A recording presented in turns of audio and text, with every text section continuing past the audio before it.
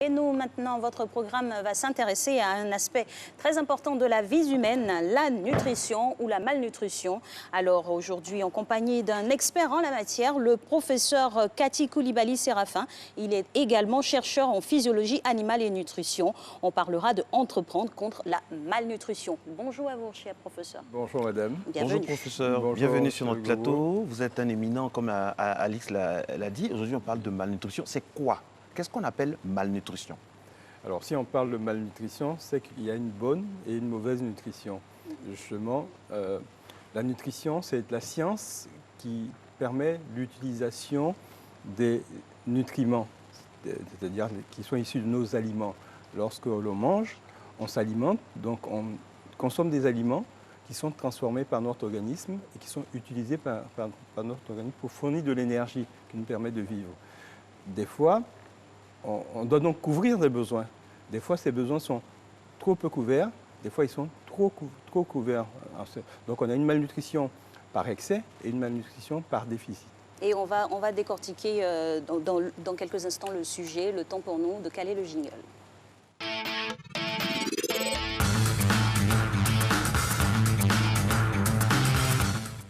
Alors, on vous écoute. Pourquoi? Pourquoi? Comment on arrive à la malnutrition? Est-ce un processus? Est-ce que c'est un état de fait? Quel est l'état au fait de la malnutrition dans notre pays, la Côte d'Ivoire? Est-ce qu'on peut dire que les Ivoiriens sont bien nourris ou sont en état de malnutrition? D'accord. Il y a plusieurs questions à l'intérieur de cette question. Je dirais que nous avons tout pour bien manger, pour être bien nourris en Côte d'Ivoire. Malheureusement, la tendance n'est pas bonne actuellement. Voilà. Effectivement, bien manger, manger équilibré, c'est consommer un certain nombre d'aliments qui vous procurent un certain nombre de nutriments qui sont importants pour votre organisme. Donc on a les protéines, les glucides et les lipides qui sont les macronutriments, qui sont dans ce qu'on mange dans la viande, dans le poisson, dans l'igname. Voilà. Mais après, vous avez les choix alimentaires. Hein. Vous pouvez choisir de manger tout le temps de l'igname et puis de jamais manger de poisson, parce que c'est votre totem, par exemple. Vous comprenez? Donc c'est tout ça qui contribue à la malnutrition, parce qu'on fait des choix qui ne sont pas adaptés. Nos enfants ont envie de manger plus de hamburgers qu'ils n'ont envie de manger des haricots, ou des haricots verts, ou même des lentilles. Vous comprenez? Voilà. Donc il y a un choix alimentaire, mais derrière ce choix aussi, il y a une forme de snobisme alimentaire qui fait qu'il y a des choses qu'on consommait traditionnellement qu'on ne consomme plus, parce que ça fait bien de manger plutôt des frites et des pâtes alimentaires que de manger autre chose. Alors, effectivement, aujourd'hui en Côte d'Ivoire, on mange beaucoup de riz, on mange beaucoup d'igname, on mange beaucoup d'attiéké, on mange beaucoup de pain. Il y a des boulangeries à tous les coins de rue, vous comprenez? Donc c'est essentiellement des glucides. Absolument. On a une alimentation qui est aux 3/4 composée de glucides. Vous comprenez? Et après, on mange moins de fruits, on mange moins de légumes. Alors que c'est les fruits et les légumes qui nous procurent les vitamines et les minéraux, qui sont indispensables. Voilà. Quantitativement, ils ne sont pas importants, mais qualitativement, ils sont très importants. Parce que si vous mangez et que vous n'avez pas de vitamines pour transformer les différents nutriments, vous n'allez pas obtenir les résultats escomptés. Et vous allez être en état de malnutrition.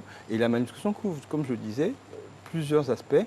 Donc, vous pouvez avoir des pathologies. Ça peut conduire à des pathologies de divers ordres. Vous connaissez le diabète, vous connaissez l'hypertension, vous connaissez le kwashiorkor chez les enfants. Alors, professeur, avant d'en arriver aux pathologies dans leurs différentes entités, parlons de ceux qui sont concernés. Vous avez parlé de couverture, de choix, d'alimentation. Qui est concerné véritablement quand on fait le dispatching sur toute la population, 25 millions d'habitants? On dirait que tout le monde est concerné, mais ceux qui en souffrent le plus, quand on regarde les statistiques, c'est d'abord les enfants de moins de 5 ans, parce qu'il y a beaucoup d'enfants de moins de 5 ans qui meurent à cause des diarrhées, justement, soit parce que le lait n'est pas adapté. C'est pour ça qu'il y a tout un effort qui est fait sur l'allaitement maternel aujourd'hui, parce que c'est plus simple. Parce qu'une mère qui veut donner un biberon à son enfant et qui n'a pas assez de moyens va diluer le lait, il sera trop dilué et il va déclencher des diarrhées.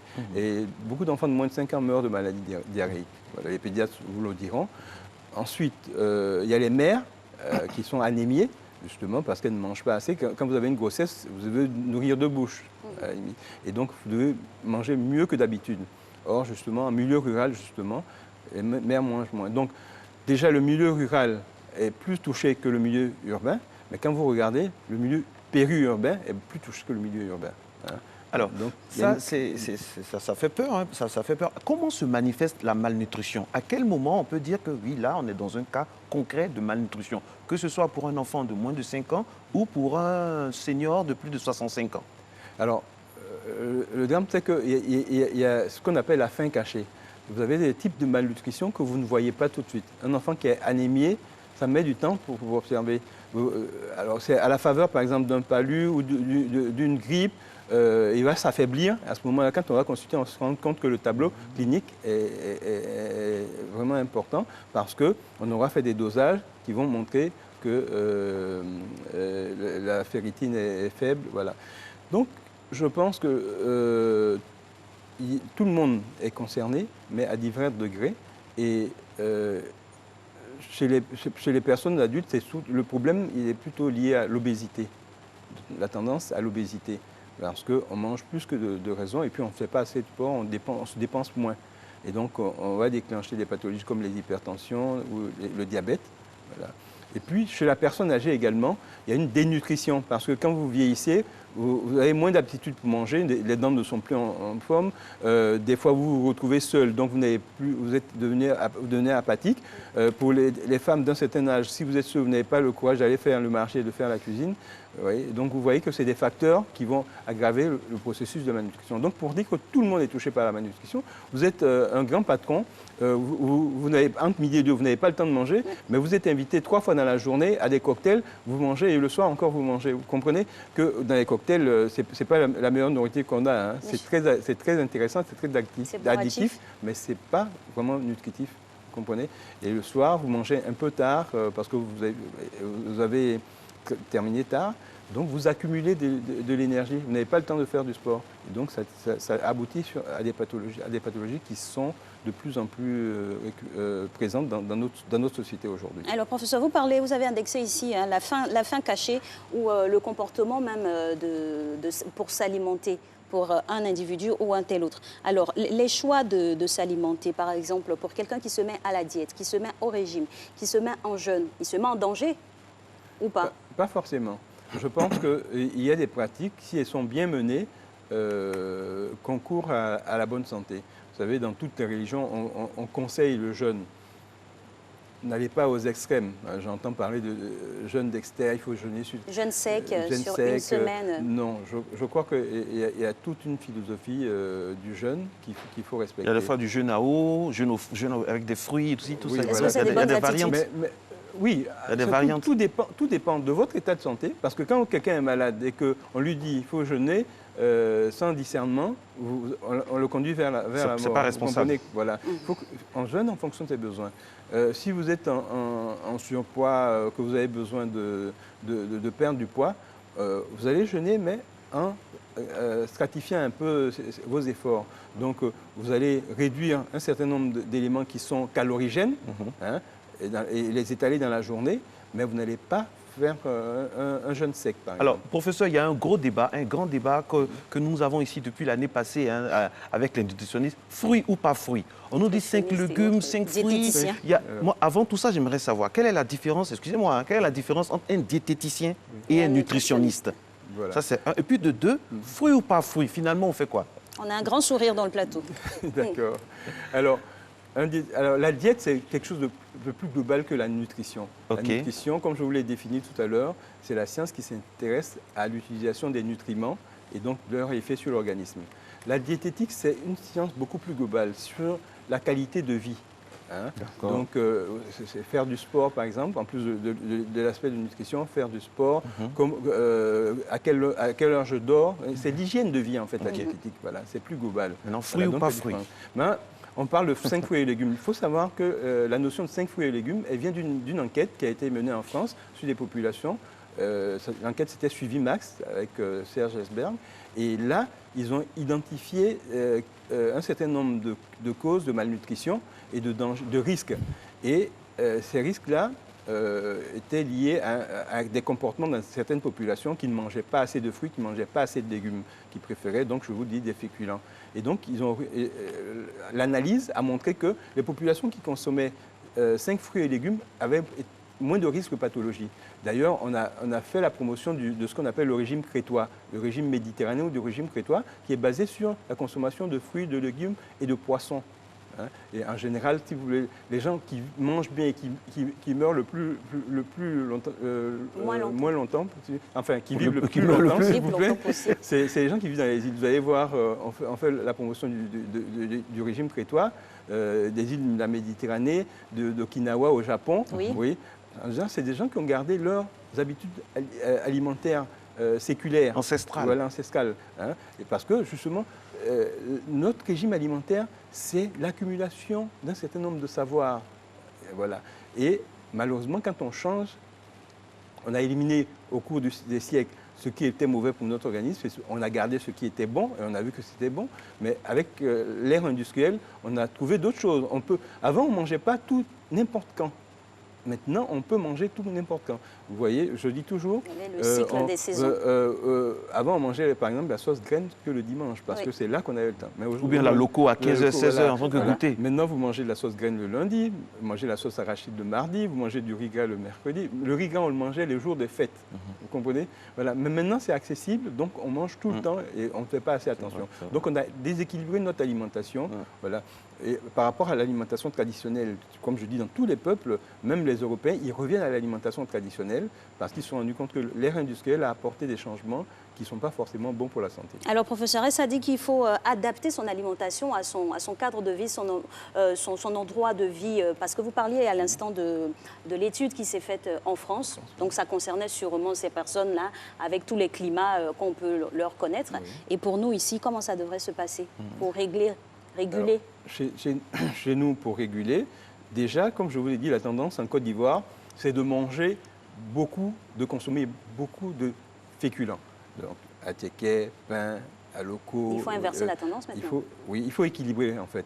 Il faut équilibrer, amener nos enfants, parce que c'est les jeunes générations qui vont changer les comportements, à manger plus de légumes. Manger par exemple les lentilles, manger plus de... Voilà. Faire un régime dans la semaine qui introduit ces éléments-là. Là, justement, pendant le colloque que nous aurons, nous allons faire la promotion de ce qu'on appelle les légumineuses. Donc, le haricot, qu'on prend pour faire le gaou, le haricot niébé, le pois de terre qu'on appelle également le voinzou ou le pois bambara, le soja. Il y a d'ailleurs quelqu'un qui s'appelle Maman Soja qui fait la promotion des brochettes de soja. Des brochettes de soja. Alors le néré également, et puis l'arachide. Voilà. Donc ce sont des légumineuses, donc on va en faire la promotion parce qu'elles sont riches en protéines, contrairement aux céréales qui sont plus pauvres. Donc, on n'a pas le droit à l'erreur en Côte d'Ivoire parce que vous voyez dans mon dos là, la dextérité de la réalisatrice nous montre ce qu'on a comme vivier inépuisable en Côte d'Ivoire. Et puis je pense tout de suite au Sahara, c'est bientôt là, le salon de l'agriculture des ressources animales. Vous les scientifiques, est-ce que ces salons-là vous sollicitent vraiment pour parler, pour dire ce qu'il faut aux Ivoiriens qui mangent de plus en plus mal et on le constate? Oui. Est-ce que vous êtes, vous allez organiser un colloque, les résultats de votre colloque, est-ce que vous allez les publier, les faire parvenir à ceux qui décident pour que les choses puissent bouger un peu? Oui, mais je crois que c'est l'objet, c'est le but. Hein. Là, pendant le Sahara, il y aura des conférences. Il n'y aura pas qu'une foire gastronomique, il y aura également des conférences. On ne va pas que manger. Alors je peux citer d'ailleurs le CNRA à travers Mme Akanvou-Louise qui va faire 2 conférences. L'une également dans le cadre du colloque sur entreprendre contre la malnutrition, justement. Mais il y aura d'autres chercheurs qui viennent d'ailleurs, qui viennent d'Europe, qui viennent d'Afrique, qui viendront parler de malnutrition. Est-ce que les industriels vous écoutent? Alors justement, l'originalité de ce colloque, c'est ça. C'est réunir des gens qui n'ont pas l'habitude de parler de nutrition ensemble. Parce que chacun travaille un peu dans son coin. Les médecins dans leur coin, on a l'impression qu'on sait tout. Les scientifiques également, effectivement, ils ont leur vision. Les agronomes ont leur vision. Voilà. Et les industriels également. Mais le colloque veut mettre tout le monde ensemble pour qu'on regarde tous dans la même direction, pour qu'on additionne nos compétences. Justement, voilà. Professeur, moi j'ai l'espoir empressé. Après ce colloque-là, les résultats, comment ils vont se déployer au sein de la population? Parce que tout va se résumer dans l'assiette finalement. Alors, je vous dis, en marge de ce colloque, il y a des dames qui vont venir produire des aliments qui avaient tendance à être abandonnés.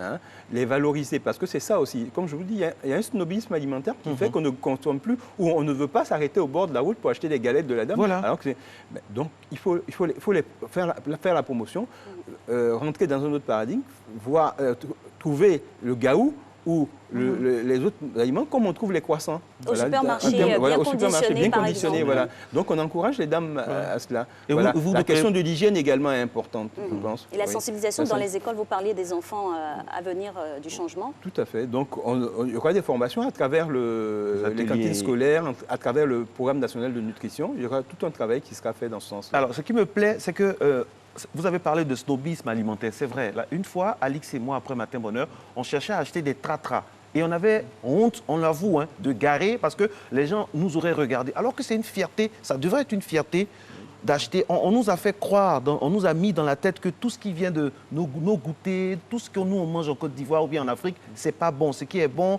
c'est le chocolat d'une certaine marque. Ce qui est bon, c'est ceci, c'est le croissant. Alors qu'on a des choses concrètes. C'est l'emballage, au fait, finalement. Alors, vous avez une lourde tâche, professeur. Faire en sorte que les Ivoiriens reviennent aux fondamentaux. Oui. Alors, la bonne nouvelle, c'est qu'il y a beaucoup d'initiatives dans ce sens-là.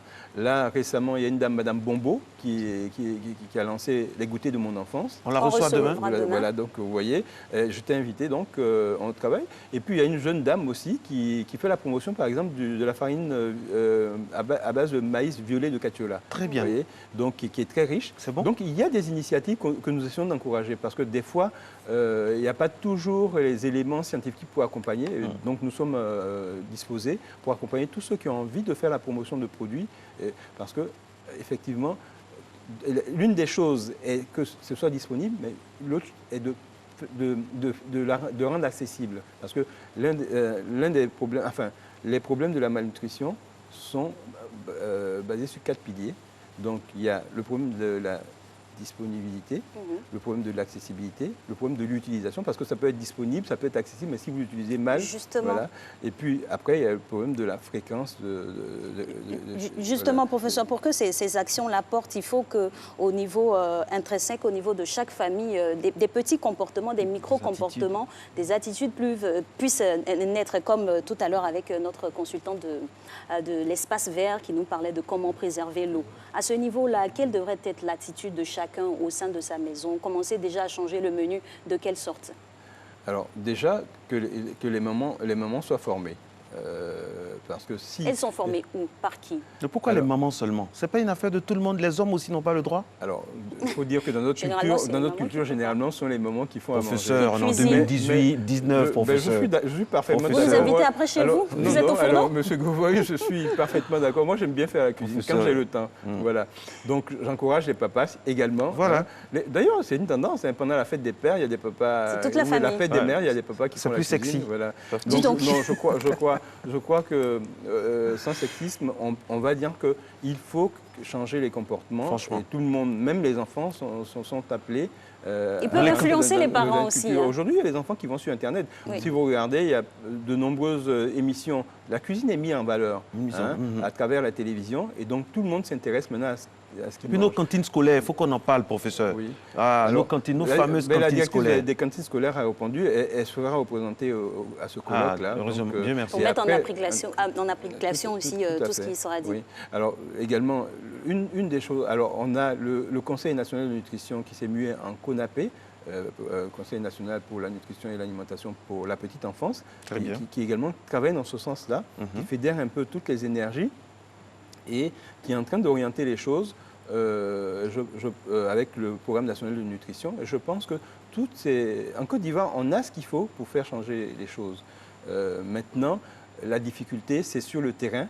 Voilà, il faut trouver les moyens d'aller sur le terrain et changer. Parce que le changement de comportement, ce n'est pas seulement dire aux gens ce qu'ils doivent faire. C'est les emmener à changer. Quand quelqu'un dit « c'est mon totem, je ne mange pas de poisson », c'est culturel. Vous comprenez? Si vous n'arrivez pas à convaincre tout l'environnement, s'il mange du poisson, il est indexé, stigmatisé. Et ça peut se terminer mal. Alors, donc, je pense que c'est toutes les communautés. Il faut emmener les chefs de communauté. Donc, en termes de stratégie, il faut emmener les communautés. Alors, je vais prendre un exemple. Vous savez, on dit qu'un enfant qui mange un œuf deviendra voleur. C'est ce qu'on a dit dans notre tradition. C'est ça, voilà. Oui, d'ailleurs, il y a une expression qui dit qui vole un œuf, vole un bœuf. Ouais. On n'en a jamais volé. C'est pour dire que même en Europe, ce problème existait. Mais pourquoi? Parce qu'à l'époque, je prends le contexte africain, à l'époque, quand il y a un danger, D'ailleurs, en Europe, la denrée était rare. Donc, il fallait permettre de reproduire. À l'époque, il y a un roi français, je crois, Henri IV, qui avait demandé que ses concitoyens, tous les dimanches, mangent une poule au pot. Parce qu'il savait que c'était important, c'était pour leur procurer des protéines. Donc, c'était une denrée rare. Dans notre contexte, en plus, l'œuf était un aliment de sacrifice. Après, on passait à la poule, avant d'arriver au mouton. Mais le premier élément, c'était l'œuf. Donc, il fallait qu'il soit disponible. Mais comme il n'y en avait pas beaucoup, et que quand on allait au champ, ceux qui restaient à la maison, c'était les enfants et les femmes enceintes qui ne pouvaient pas aller travailler au champ. Donc, il fallait protéger ces denrées-là, parce que c'est très bon un œuf, ça se prépare très vite. Donc, on a protégé ces denrées. Maintenant, ça n'a plus sa raison d'être. Donc, il faut travailler dans ce sens, expliquer aux chefs de communauté qu'un enfant a besoin d'un œuf. Une femme qui est enceinte, il faut lui donner 2 poules à élever pour que tous les matins, elle ait des œufs pour elle et pour ses enfants. En somme, il faut dire la vérité sur ce qui s'est passé, le mensonge. Il y a tout un travail culturel, donc les sociologues ont du travail à faire. Culturel, ça, c'est vrai. Voilà. Allez, on continue, franchement, sur ce sujet qui est très important. On a vu en illustration les petits pois, les haricots, les lentilles. Franchement, restons dans les assiettes. Parlons de ce que nous avons comme vituailles qui serait mieux équilibré. Ça pourrait donner quoi en menu? En menu. Équilibré. Un menu équilibré. Bon, regardez, on voit des lentilles là tout de suite.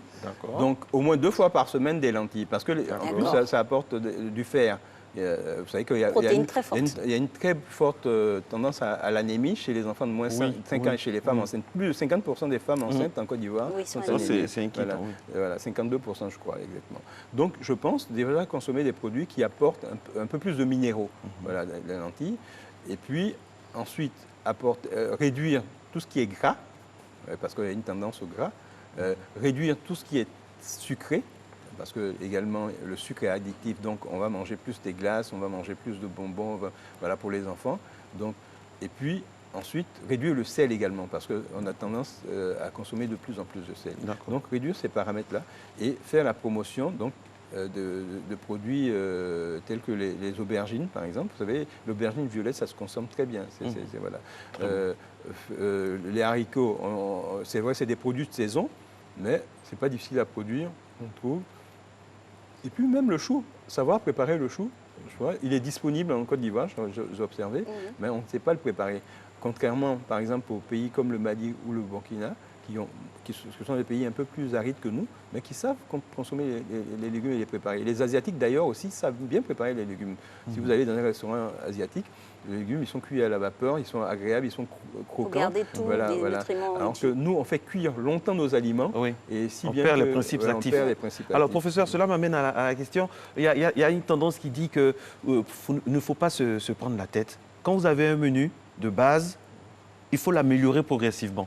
C'est une porte, c'est aussi une possibilité. J'ai l'habitude de manger ça. Au lieu de changer radicalement, demain, je peux y ajouter ce qu'on voit à l'antenne, des haricots, des petits pois. Varier un peu à partir de ce qu'on mange d'habitude. Est-ce que c'est un bon début? C'est un bon début, tout à fait. Parce que c'est ce que je disais tout à l'heure à une de vos collaboratrices qui me demandait « Professeur, faites-moi un régime ». Je dis « Non, ça ne se fait pas comme ça ». Elle m'a dit « Mais pourquoi ?» Je lui ai dit « D'abord, il faut que je vous entende sur vos habitudes alimentaires. » Tout à fait. Voilà. Donc, il faut partir. La base, ça va être nos habitudes alimentaires, nos comportements alimentaires. On aime quelque chose, on va en consommer moins si ce n'est pas bon pour notre organisme. Et puis, on va associer, on va apprendre à découvrir d'autres choses, et puis on va voir l'impact que ça a sur notre santé. C'est comme ça que nous serons convaincus et que nous changerons.